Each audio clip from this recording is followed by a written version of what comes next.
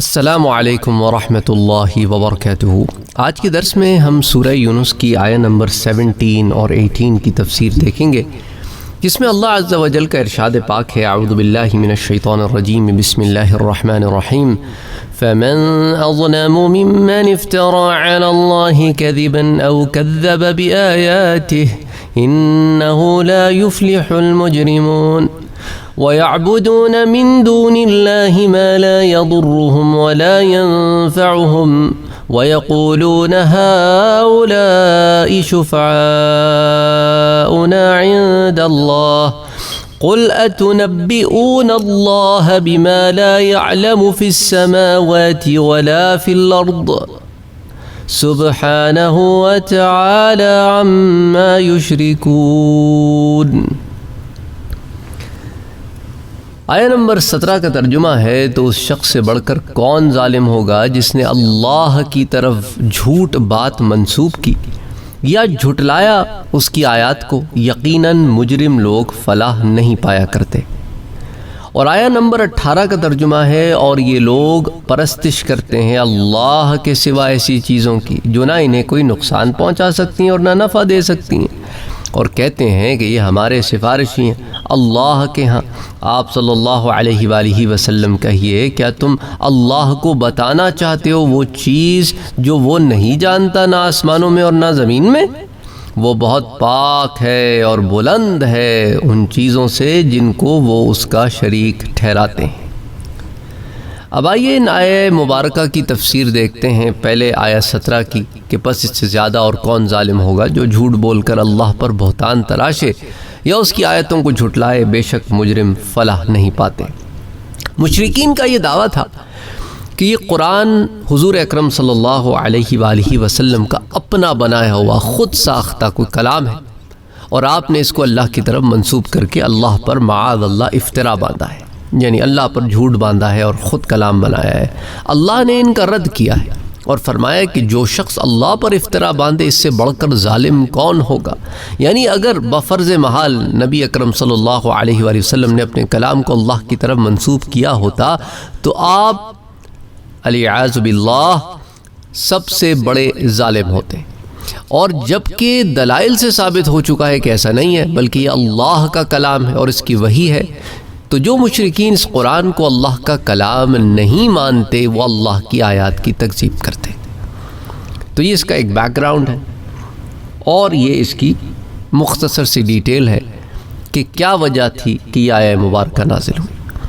اب آیہ نمبر 18 کی طرف آتے ہیں، جس میں اللہ تعالیٰ فرماتا ہے کہ اور وہ اللہ کو چھوڑ کر ان کی عبادت کرتے ہیں جو ان کو نہ نقصان دے سکتے ہیں نہ نفع پہنچا سکتے ہیں، اور یہ کہتے ہیں کہ وہ اللہ کے پاس ہمارے سفارشی کرنے والے ہیں۔ آپ کہیے اے پیارے نبی صلی اللہ علیہ وآلہ وسلم، کیا تم اللہ کو ایسی بات کی خبر دیتے ہو جس کا اللہ کو آسمانوں میں علم ہے نہ زمینوں میں؟ یعنی کہ تم کیا سمجھتے ہو؟ یعنی ایسی کوئی انہونی بات تم بیان کر رہے ہو جو حق سے اتنے پرے ہے کہ تم اس کو حق سمجھ رہے ہو۔ یعنی یہ سوالیہ جو ہے نا، یہ ان کے اوپر سوال ہے جو اس قسم کی باتیں کرتے ہیں، اور فرمایا کہ دیکھو وہ ان تمام سے بری اور بلند ہے جن کو تم اس کے ساتھ شریک کرتے ہو۔ اب غیر اللہ کی عبادت کے باطل ہونے پر چند ایک دلائل دیکھ لیتے ہیں کہ دیکھیں، مشرکین یہ کہتے تھے کہ اس قرآن کو اس لیے بدل دیں کہ اس میں ان کے باطل معبودوں کی مذمت کی گئی ہے۔ آج کل بھی آپ دیکھیں بڑا پریشر آتا ہے غیر مسلموں کی طرف سے کہ قرآن میں سے ان آیات کو نکال دو، سلیبس میں سے ان آیات کو نکال دو، یہ کم کر دو، وہ زیادہ کر دو، یعنی وہ ڈکٹیٹ کریں گے ہمیں کہ ہمیں ہمارے دین میں کیا پڑھانا ہے اور کیا نہیں پڑھانا ہے۔ انا للہ و انا الیہ راجعون۔ یعنی جو کام انہوں نے اپنے ہاں کیا ہوا ہے کہ جو مرضی میں آیا نکال دیا، جو مرضی میں آیا ڈال دیا، جو مرضی میں آیا مطلب بدل دیے، وہ چاہتے ہیں مسلمان بھی یہی کرنے لگیں۔ تو مشرکین بھی یہ کہتے تھے کہ بھئی اس قرآن کو اس لیے بدل دیں کہ اس میں ہمارے معبودوں کے خلاف باتیں ہیں، ان میں مذمت ہے، اور وہ اپنے بتوں کی مداح بھی کرتے تھے، تعظیم و تکریم بھی کرتے تھے۔ اس لیے اللہ تعالیٰ نے اس آیت میں بتوں کی عبادت کی مذمت کی ہے اور ان کی عبادت کے باطل ہونے کو واضح فرمایا ہے۔ مشرکین بتوں کی عبادت بھی کرتے تھے اور ان کو اللہ کی بارگاہ میں شفیع بھی مانتے تھے۔ پہلے اللہ نے ان کی عبادت کرنے کا رد فرمایا، اور اس کی تقریر یہ ہے کہ ان کے یہ خود تراشے ہوئے بت جن کی وہ عبادت کرتے ہیں، عبادت کرنے کی بنا پر وہ ان کو کوئی نفع نہیں پہنچا سکتے، اور عبادت نہ کرنے کی وجہ سے نہ کوئی نقصان پہنچا سکتے ہیں۔ اور دوسری دلیل یہ ہے کہ معبود کو عابد سے اعلیٰ اور افضل ہونا چاہیے، اور کفار جن بتوں کی عبادت کرتے ہیں وہ خود ان کی بنسبت زیادہ طاقتور اور قدرت رکھتے ہیں۔ یعنی کہ وہ کسی نے کیا کہا نا کہ کھڑے ہیں یہاں پر تو بندے خدا سے بڑے ہیں، یعنی جن کی عبادت کی جا رہی ہے ان سے وہ لوگ زیادہ طاقتور ہیں جو عبادت کر رہے ہیں۔ عجیب معاملہ ہے نا۔ تو اولاً اس لیے کہ ان بتوں کو بنانے والے وہ خود ہیں، وہ چاہے تو ان بتوں کو بنائیں اور چاہے تو ان بتوں کو توڑ ڈالیں۔ تو یہاں معبود کے نفع اور نقصان پر عابد کو قدرت ہے۔ اب ہندو کہتے ہیں کہ بھئی یہ وہ بت نہیں ہیں، یہ تو ان کی شبیہ ہے، اصل میں تو وہ پتہ نہیں کہیں ہیں، وہ ان کی شبیہ ہے۔ تو بھئی ان کی شبیہ کو آگے تم ہاتھ کیوں جوڑتے ہو؟ کیا وجہ ہے؟ اچھا، ان کی شبیہ کو کوئی توڑ دے تو وہ اپنی شبیہ کو بچا بھی نہیں سکتے۔ عجیب معاملہ ہے نا۔ ان کی شبیہ کو کوئی توڑ دے تو اپنی شبیہ کو بچا بھی نہیں سکتے، اور کہنے کو تم نے وہ ان کے فگرز بنا کے رکھے ہوئے ہیں۔ تو خیر بہرحال تو یہاں معبود کے نفع اور نقصان پر عابد کو قدرت ہے، اور چاہیے یہ تھا کہ عابد کے نفع اور نقصان پر معبود کو قدرت ہوتی ہے، یعنی الٹا معاملہ ہے۔ اور تیسری دلیل یہ ہے کہ دیکھو، عابد عبادت جو ہے وہ تعظیم کی سب سے بڑی قسم ہے، اس لیے عبادت اسی کی کرنی چاہیے جس کا تم پر سب سے بڑا انعام ہو، اور جس ذات نے انسان کو زندگی دی، علم دیا، نعمتیں دیں، قدرت دی، اور زندگی بسر کرنے کے لیے ذرائع دیے، وسائل دیے، یہ کتنا بڑا انعام ہے۔ اور یہ تمام چیزیں کرنے والا کون ہے؟ اللہ ہے۔ ان سے بھی جا کے پوچھو تو وہ ایک خدا کی طرف ہی اشارہ کریں گے۔ کفار مکہ بھی ایک خدا کی طرف اشارہ کرتے تو پھر ان باطل معبودوں کی ضرورت کیا ہے؟ تو جب مستحق عبادت وہی ایک ہے تو پھر صرف اسی کی عبادت کی جائے۔ اچھا، بتوں کو اللہ کے ہاں سفارشی قرار دینے میں مشرکین کے کیا نظریات تھے؟ اس پر ایک دلیل تو امام فخر الدین رازی اسے یوں لکھتے ہیں کہ بعض لوگوں نے یہ کہا کہ کفار کا یہ عقیدہ تھا کہ صرف اللہ عز و جل کی عبادت کرنے کی بنسبت اللہ کی تعظیم اس میں زیادہ ہے کہ بتوں کی عبادت کی جائے۔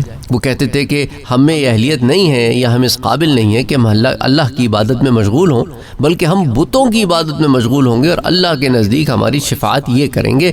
پھر ان کا اس میں اختلاف ہے کہ وہ بت کس کیفیت سے اللہ کے پاس ان کی شفاعت کریں گے، اور اس میں پھر ان کے مختلف اقوالات ہیں۔ ایک قول تو ان کے ہاں یہ تھا کہ ان کا عقیدہ تھا کہ عالم افلاق یعنی آسمانوں میں ہر عالم کے لیے ایک معین روح ہے، پھر انہوں نے ہر روح کے مقابلے میں ایک بت معین کر لیا۔ ان کا عقیدہ تھا کہ وہ روح سب سے بڑے خدا کی عبد ہے، پھر انہوں نے اس بت کی پرستش شروع کر دی۔ اچھا، دوسرا قول یہ تھا کہ وہ ستارہ پرست تھے اور انہوں نے ستاروں کے مقابلے میں بت تراش لیے اور ان کی پرستش کرتے تھے۔ اچھا، اس میں پھر ایک تیسرا قول بھی آتا ہے کہ انہوں نے نبیوں اور بزرگوں کی اور اس طرح کی صورتوں کے مطابق بت تراش لی، اور ان کا یہ عقیدہ تھا کہ جب وہ ان بتوں کی عبادت کریں گے تو وہ بت اللہ کے پاس ان کی شفاعت کریں گے۔ تو اس زمانے میں اس کی نظیر یہ ہے کہ اس زمانے میں بھی بہت لوگ بزرگوں کی قبروں کی تعظیم کرتے ہیں، اور ان کا یہ عقیدہ ہوتا ہے کہ جب وہ ان کی قبروں کی تعظیم کریں گے تو وہ بزرگ اللہ کے پاس ان کی شفاعت کریں گے۔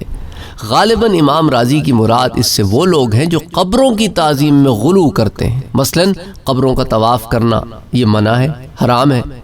حد رکوع تک قبروں کے آگے جھکنا، سجدہ اور ماتھا ٹیکنا تو بہت بڑی بات ہے، رکوع کے تک بھی جھکنے کی اجازت نہیں ہے۔ جو اپنے آپ کو یہ جو حرکتیں کرتے ہیں نا، لوگ کہتے ہیں پھر ہم سنی ہیں، میں کہتا ہوں تم سنی ونی نہیں ہو، تم ڈھونگی ہو، تم ڈھونگ کر رہے ہو، سنی نہیں ہو، تم سنیوں کو بدنام نہ کرو، تم اعلیٰ حضرت کو ماننے والے ہو ہی نہیں۔ اچھا، اگر اعلیٰ حضرت کو نہ بھی مانتے ہو، بہت سارے سنی ہیں جو اعلیٰ حضرت، دیکھیں نا پاکستان اور انڈیا میں تو صرف سنی نہیں ہے نا، میں بھی شاید یہی سمجھتا رہتا، میرے تو زیادہ تر اساتذہ کرام کا تعلق ترکیہ البانیہ سے ہے، وہ بھی جو ہے وہ سنی ہے۔ اینی وے، اور کچھ ایسے بھی بزرگان دین ہیں جن کے مشائخ ان کا تعلق نارتھ افریقہ سے ہے، وہ بھی سنی ہیں۔ اینی وے، کہنے کا مطلب یہ ہے کہ سنیوں کے ہاں Sunni doesn't mean equal to Bareilly, یہ بھی بڑا مسئلہ ہے۔ لوگ سمجھتے ہیں سنی ہیں تو بریلوی ہوں گے. ہندوستان پاکستان میں بریلوی مکتبہ فکر جو ہے وہ سنی مکتبہ فکر ہے، جس کو آپ اہل سنت بھی کہتے ہیں. بہرحال کہنے کا مقصد یہ ہے کہ جو لوگ اس طرح کی حرکتیں کرتے ہیں نا، یہ ان لوگوں کی اگزامپلز دیتے ہیں. یہ اہل حدیث ہو گئے، وہابی ہو گئے، دیوبندی ہو گئی، ان کی اگزامپلز دیتے ہیں. بھائی ان کا تو رد صحیح معنوں میں جو اہل سنت ہے وہ بھی کرتے ہیں. وہ کہتے ہیں یہ سب حرام ہے، قبروں کا طواف، حد رکوع تک قبروں کے آگے جھکنا، قبروں کے سجدے کرنا، صاحب قبر کی نظر ماننا. لیکن جو مسلمان بزرگوں کی قبروں پر جا کر قرآن شریف پڑھتے ہیں اور ایصال ثواب کرتے ہیں اور ان کے وسیلے سے اللہ سے دعا کرتے ہیں، وہ اس ڈیفینیشن میں داخل نہیں ہیں. کیونکہ ایصال ثواب کرنا بھی حدیث مبارکہ سے ثابت ہے، اللہ کے اولیاء کے وسیلے سے دعا کرنا بھی شامل ہے. تو اسی طرح جو ہے نا یہ معاملات اور وہ معاملات لوگ گڑبڑ کر دیتے ہیں. مانگنا اللہ سے ہے.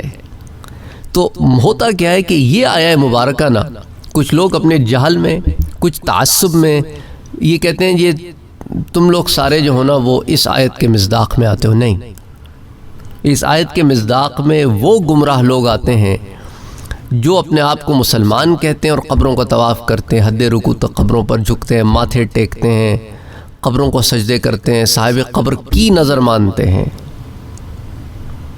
لیکن وہ لوگ نہیں آتے جو بزرگان دین کی یوں تعظیم کرتے ہیں کہ ان کے ایصال ثواب کرتے ہیں، ان کی قبر پر جا کر قرآن شریف پڑھتے ہیں یا ان کے وسیلے سے اللہ سے دعا مانگتے ہیں. ٹھیک ہے، تو یہ بات میں واضح کرنا چاہتا ہوں. اچھا، اس لیے میں نے اس پوائنٹ پر اتنا ٹائم لیا. چوتھا عقیدہ جو مشرکوں کا تھا وہ ایک یہ بھی تھا کہ اللہ تعالی نور عظیم ہے اور فرشتے انوار ہیں. تو انہوں نے اللہ کے مقابلے میں صنم اکبر بنایا اور فرشتوں کے مقابلے میں اور بت تراش لیے. تو یہ بھی ایک کانسیپٹ تھا. تو تفسیر کبیر کی جلد نمبر 6 صفحہ 227 پر یہ 4 مختلف عقیدوں کا ذکر ملتا ہے. اچھا، جس چیز کے وجود کا اللہ کو علم نہ ہو اس کا وجود محال ہے. یعنی اس کے بعد جو اللہ تعالیٰ نے فرمایا کہ آپ کہیے کہ کیا تم اللہ کو ایسی بات کی خبر دیتے ہو جس کا اللہ کو نہ آسمانوں میں علم ہے اور نہ زمینوں میں. اللہ کے علم کی نفی سے مراد یہ ہے کہ اس چیز کا فی نفسی وجود ہی نہیں ہے، کیونکہ وہ چیز اگر کسی زمانے میں بھی موجود ہوتی تو اللہ کا علم ہوتا. اور جب اللہ کو اس چیز کے موجود ہونے کا علم نہیں ہے، یعنی کہ کہنے کا مقصد ہے کہ یہ چیز ایگزسٹ ہی نہیں کرتی، تو واجب ہے کہ وہ چیز موجود نہ ہو. اس سے معلوم ہے کہ اللہ کا شریک فی نفسی ہی محال ہے. اسی طرح اجتماع ضدین وغیرہ کا بھی حکم ہے. بہرحال یہ اس کو بھی پھر علماء نے تفسیر کبیر میں، روح المعانی میں اور مختلف تفاسیر میں اس نقطے کو بھی یوں بیان فرمایا ہے. بہرحال تو یہ مختصراً میں نے آپ کے سامنے تفسیر رکھی ہے سورہ یونس آیہ نمبر 17 اور آیہ نمبر 18 کی. السلام علیکم ورحمۃ اللہ وبرکاتہ. اگر آپ نے ابھی تک ہمارے چینل کو سبسکرائب نہیں کیا ہے تو سبسکرائب کا بٹن دبائیں، بیل کے آئیکن کو پریس کریں تاکہ آپ کو ریگولر نوٹیفیکیشن اپڈیٹس مل سکے اور آپ ہمیں ہمارے لائیو سیشنز میں بھی جوائن کر سکیں. ویڈیو پسند آنے کی صورت میں لائک، شیئر اور کمنٹ کرنا نہ بھولیں.